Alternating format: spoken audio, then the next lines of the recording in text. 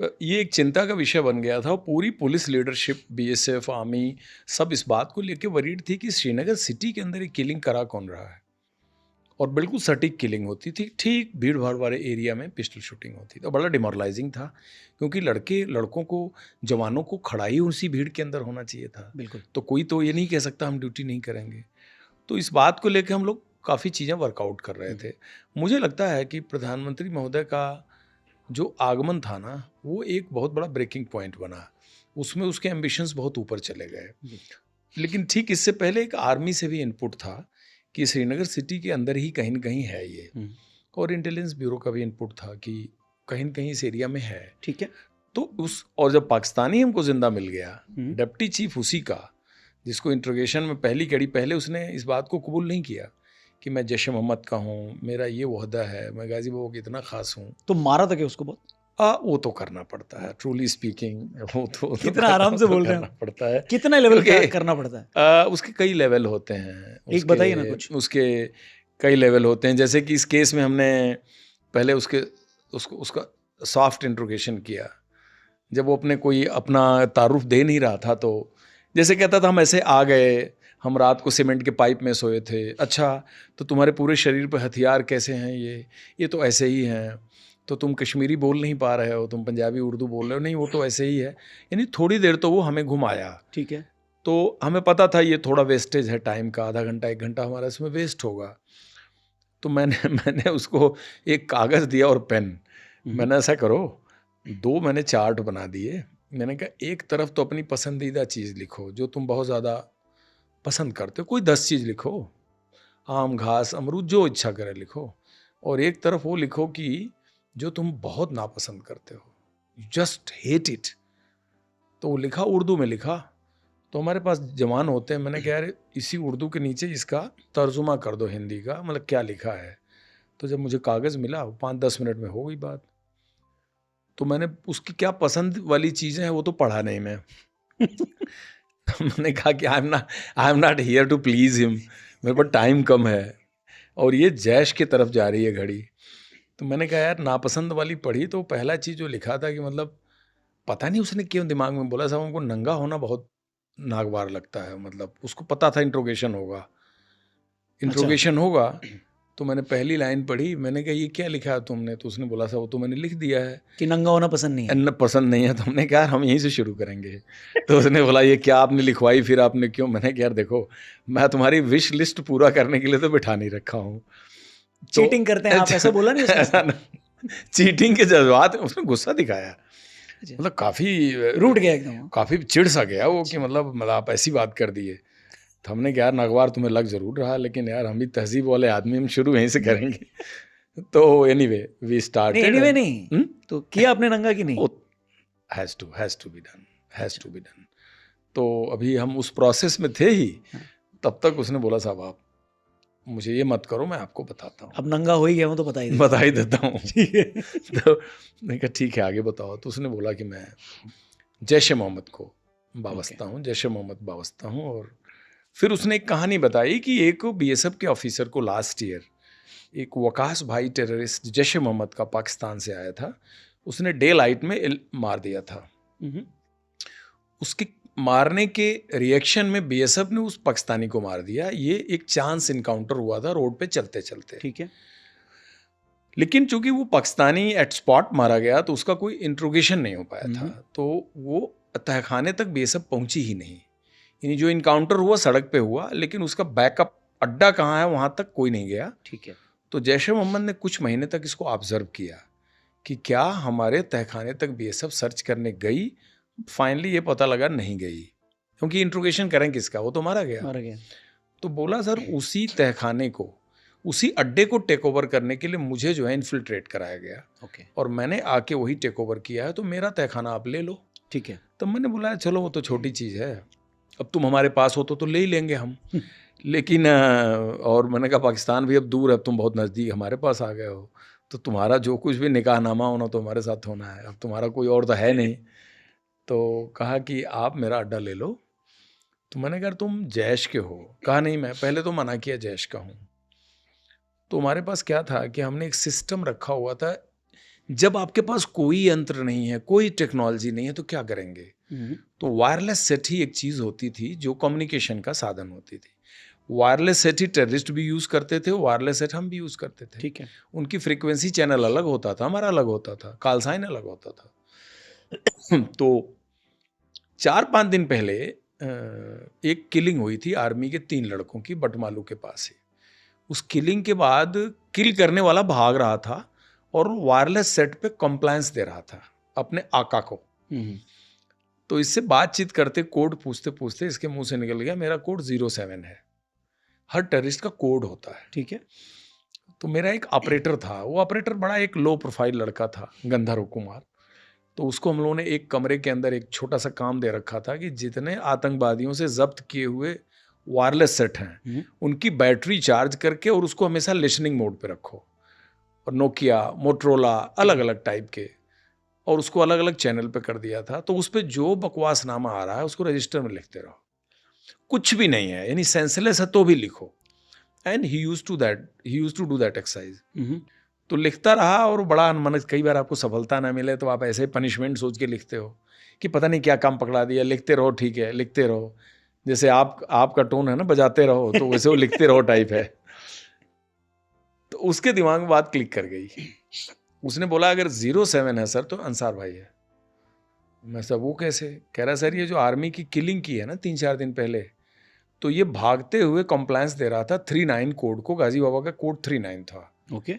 कि मैंने 3 मुर्गे टपका दिए। जब ये उसके ऊपर प्रेशर पड़ा तो वो समझ गया कि इन पे कोई बैकअप मटेरियल है जिसको ये कन्फ्रंट करेंगे। तो ही वेरी इजीली एक्सेप्टेड कि yes I was that person who killed. तो सेम पाकिस्तानी गाय। सेम पाकिस्तानी गाय। तो ये हमको पहला क्लू मिल गया। हमने कहा भाई now this dot is getting connected. तो 7 नंबर से अब 39 पे पहुंचना। 39 पर पहुंच गया। 39 था गाजी बाबा। 7 और 39 एक ही तंजीम को बिलोंग करते थे, यानी जैशे मोहम्मद काडर के थे। ठीक है। हमने कहा यार हमारा इंटरेस्ट है 39 से मिलने का। कहा साहब 39 तो मिलेगा नहीं आपसे। उसको मास्टर जी भी कहते थे गाजी बाबा को। क्यों? कहता साहब वो रहता कहाँ है हमें क्या पता। तो वो बात उसकी कन्विंसिंग थी कि जनरली पाकिस्तानी टेररिस्ट एक दूसरे का अड्डा नहीं जानते थे, आते साथ थे, लेकिन जो अड्डा वो चुनते थे रहने के लिए वो एक दूसरे को विजिट नहीं कराते थे कभी। कि अगर एक पाकिस्तानी पकड़ा गया और उसका इंट्रोगेशन हुआ तो he will lead to the other Pakistani. तो हमने कहा नहीं ये बात इसकी सही है, ऐसा हमें अनुभव था।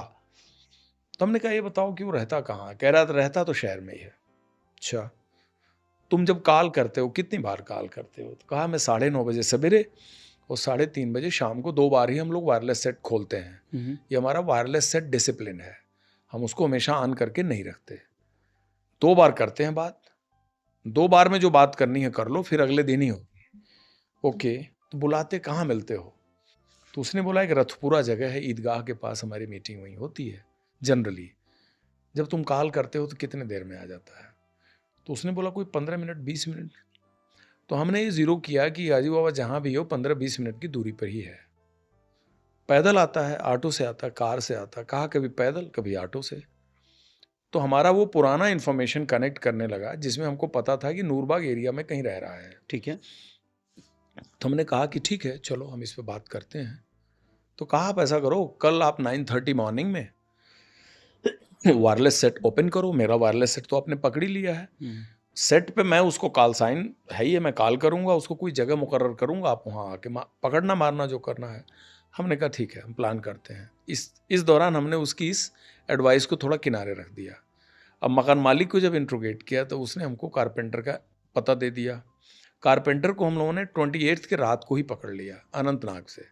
वो अपने घर में सोया हुआ था और ऐसा मतलब कहते हैं ना ऐसे तत्व ऐसे एलिमेंट सबकी कारपेंट्री करते हैं। यानी मगर एक आदमी जो हेयर कटिंग करता है तो दुनिया की करता है, कोई भी आएगा सबकी काटेगा वो सबकी काटेगा। और तो मैंने वहाँ भी ये सब की जो बटालियन थी उस लोकल एरिया में, क्योंकि हमारे यहाँ से करीब 50-60 किलोमीटर दूर थी वो जगह, उसको हम लोगों ने खबर करी कि इसको रात को पिक कर लो। तो उन्होंने कहा कि सर वो अच्छा एक कारपेंटर है तो वो हमारे हेडक्वार्टर का लकड़ी का एक मंदिर भी बनाया है। अच्छा। तो हमने कहा बड़ा अच्छा। मैंने कहा यार मंदिर ही बनवाना है। वो लोग पूछे किस लिए बुला रहे हैं सर? हमने कहा कि हमको भी यहाँ मंदिर बनवाना है, क्योंकि जो ऑपरेशन चल रहा था हम उसको बता नहीं रहे थे उनको। तो वो कारपेंटर सोए सोए मिल गया, उसको लेके आ गए 29 के सवेरे। उसका इंट्रोगेशन पूरे दिन हुआ, बट वो कारपेंटर इतना रग्ड था, इतना टफ था कि उसने कोई हमको हिंट दिया नहीं। तो शाम को हमने डिसाइड किया कि या तो कारपेंटर झूठ बोल रहा है या मकान मालिक झूठ बोल रहा है, ये दोनों में से एक झूठ बोल रहा है। पाकिस्तानी को तो हमने अलग रखा हुआ था। हाँ। मैंने कहा दोनों में से एक झूठ बोल रहा है, या तो वो झूठ बोल रहा है कि ये कारपेंटर ये काम करता है, या कारपेंटर झूठ बोल रहा है कि करता है लेकिन एक्सेप्ट नहीं कर रहा है। तो हमने दोनों को चाय बनवाया और दोनों को एक साथ चाय पिलवा दी बुला के, एक कमरे से निकाला, एक को दूसरे कमरे से निकाला। जैसे आपका स्टूडियो है, इसको मान लें अगर इंट्रोगेशन रूम है, तो एक दरवाज़ा में पाकिस्तानी बंद है, एक में वो कारपेंटर बंद है, एक मकान मालिक बंद है, तीनों का अलग अलग आउटलेट है, आपस में मिलते नहीं है, यही तरीका हो। ठीक है। जब दोनों मिले तब कारपेंटर का चेहरा बदल गया। उसने बोला, वो पाकिस्तानी को देखकर? नहीं, उसको जो मकान मालिक को जो कश्मीरी था, कहा सर मैं आपको बताता हूँ। उसने कहा ठीक है। उसको नंगा करने की जरूरत नहीं पड़ी? नहीं, उसको नहीं पड़ी, उससे पहले वो पहले से नंगा था। तो वो उसने कुल 8 या 10 हाइड आउट्स की डिटेल्स दी, जिनमें एक उसने कहा सर बाकी हाइड आउट्स मुझको याद नहीं है। ओके। इसलिए कि हमको आंख पे पट्टी बांध के ले जाते थे और ये बाद में हमको काम करा के छोड़ देते थे, और जितने दिन काम मैं करता था अंदर ही रखते थे ये, और मुझको अंडर सुपरविजन रखते थे, तो मैं बाहर नहीं जा पाता था। एक हाइड आउट हमको याद है, नूरबाग एरिया में। हमने कहा वो कैसे याद है? कहा सर आई स्मोक, मेरी सिगरेट ख़त्म हो गई थी। तो ये लोग थोड़ी लूजली गार्डेड थे, यानी उतना हमारे पे चौकसी थी नहीं। मुझे तलब लगी, मैं थोड़ा सीढ़ी से उतरा दाएं बाएं देखा करते करते झेलम नदी के किनारे आया। हमको पूरा वहाँ का भूगोल पता है, घर का पता है, और मैं सिगरेट लेके आया। तो I remember one hide out. तो हमने बोला कि वहीं से हम शुरुआत करते हैं, क्योंकि ये उसको पहचान रहा है। तो मेरा प्लान बन गया कि 29 के रात को हम रेड करेंगे।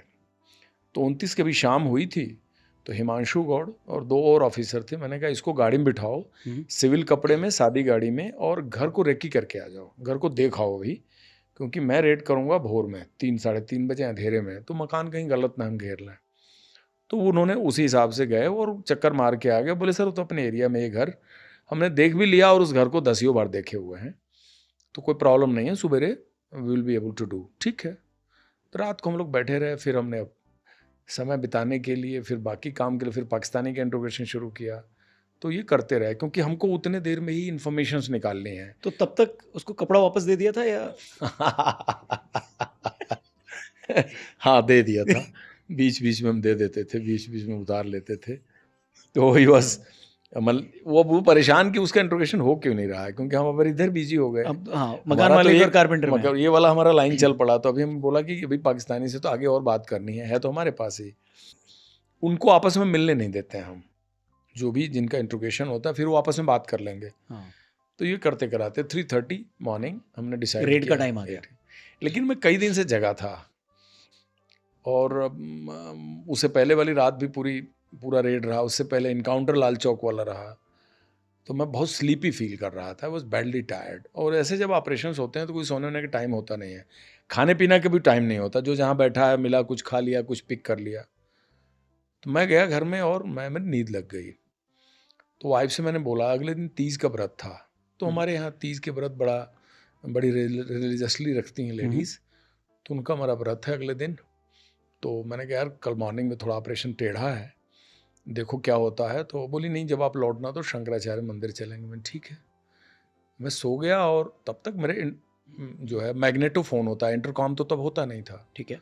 फ़ोन आया कि सर हम लोग रेडी हैं। अरे मैं तुरंत उठा, ना आँख धोया न कुछ, शूज़ डाले, यूनिफॉर्म डाले, अपनी जैकेट शैकेट जो भी है, और मैं निकल लिया। नीचे आया तो अपना गाड़ी में बैठा, और हमारा ड्राइवर ने बोला सर जैकेट रह गई। तो यही बलबीर कांस्टेबल जो शहीद हो गए, वाइफ ने इसको जैकेट दिया। आपने देखा होगा ये जैकेट देने का सीन आता है, कम मौसम यहाँ का बदल जाए। हाँ। तो एक्चुअली उसी से पिक किया उन्होंने। करेक्ट।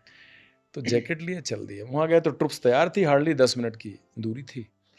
लड़कों से हमने बोला भाई आज ऑपरेशन थोड़ा सोच समझ के करना है, कोई आवाज़ नहीं करनी है, राइफल की चेन की आवाज़, शू की आवाज़, कोई भी आवाज़ से बचना है। तो हम लोगों ने गाड़ी छोड़ दी, हम पैदल चले क्योंकि गाड़ी की फिर लाइट जलती, गाड़ी के इंजन की आवाज़ होती, और जाके हमने घर घेर लिया। घर तो पता था। घर घेरते ही टॉप फ्लोर पे लाइट जली, तो फिर बुझ गई। तो हमको थोड़ा डाउट हुआ, तब तक बेनू चंद्रन और बाकी अधिकारी लोग, ये लोग जम करके अंदर गए और अंदर से उन्होंने बाउंड्री वॉल का मेन गेट खोला। हम लोग भीतर दाखिल हुए। हमको लगता है कि हमें वो देख रहा था उस टाइम पे, जो कि हमें नहीं पता था। तो ग्राउंड फ्लोर पे हमने सर्च किया तो कुछ लेडीज़ बच्चे थे, उनको एक कमरे में कन्फाइन कर दिया। फिर फर्स्ट फ्लोर पे मैं चढ़ ही रहा था कि एक लेडी बच्चा लेके उतर रही थी। तो मुझे लगा इसी परिवार की इनमेट होगी, ऊपर सोई होगी। मैंने कहा तुम भी इसी में चले जाओ, ग्राउंड फ्लोर वाले कमरे में। फिर फर्स्ट फ्लोर सर्च किया, कुछ नहीं मिला। सेकंड सर्च किया, कुछ नहीं मिला। टॉप फ्लोर पे जब हम घुसे तो अंधेरा था और उसके बाद का वही सीन था कि उसको हमने लाइट जलाई और जो हुआ वो 2 ढाई 3 मिनट में हो गया। मतलब एक्सचेंज ऑफ फायर, इंजरी, शहादत, उसका मारा जाना, राशिद भाई का मारा जाना। बट जो इन्वेस्टिगेटिव इंटेलिजेंस का जो ट्रेल था वो ऐसे मूव किया जो वहाँ लेके गया। इसीलिए मैं कहता हूँ कि 27 से शुरू हुआ और 30 के मॉर्निंग तक ये ऑपरेशन देखा जाए तो पीएम के विजिट के साथ शुरू हुआ, 30 को ख़त्म हो गया और वो हिस्ट्री हो गया। और उस गाजी बाबा मारा गया तो मुझे अगले दिन पता लगा। 30 तारीख को जब सर्जरी मेरी हो गई, मैं इंजर्ड हो गया था। फिर मैं खुद ही, I was in a position to talk, I was in a position to walk. मैं ऊपर से हाथ को संभाल के अपनी राइफल लेके खुद ही नीचे आया। नीचे फिर सहारा दिया इन लोगों ने। आई वॉज ब्लीडिंग, लेकिन ब्लीडिंग सिर्फ हाथ का पता लग रहा था, बाकी पार्ट पेटेड पे लगा होगा नहीं ध्यान था। तो थोड़ी प्यास लगी, फिर मैंने बोला कि बी पॉजिटिव ब्लड ग्रुप है, मुझको पहले हॉस्पिटल भेजो, घर को घेर के रखो। अंदर टेररिस्ट कितने हैं मुझे पता नहीं, क्योंकि उस समय वाकई नहीं पता था कि 2 हैं, 4 हैं, 6 हैं, ये नहीं पता लगता। हमारी एग्जैक्ट कितनी कैजुअल्टी हुई है ये तो बाद में ही पता लगती है। उसके बाद मैं सीधे, इन्होंने मेडिकल कॉलेज मुझको भेजा। मेडिकल कॉलेज एकदम पास में ही था, ठीक है।